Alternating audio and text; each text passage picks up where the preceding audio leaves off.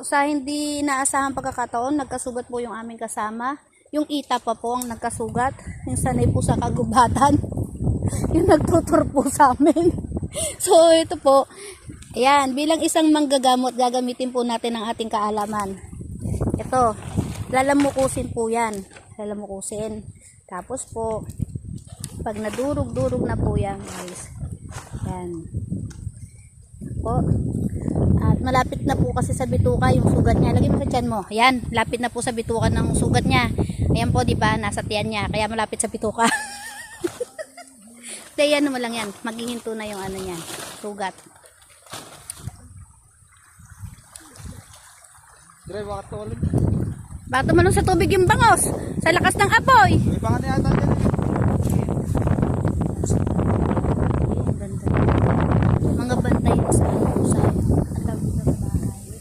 Lilinisin ko na. Gabay yan. Yellow jasper. Pero yan kung sakaling ano, ano mo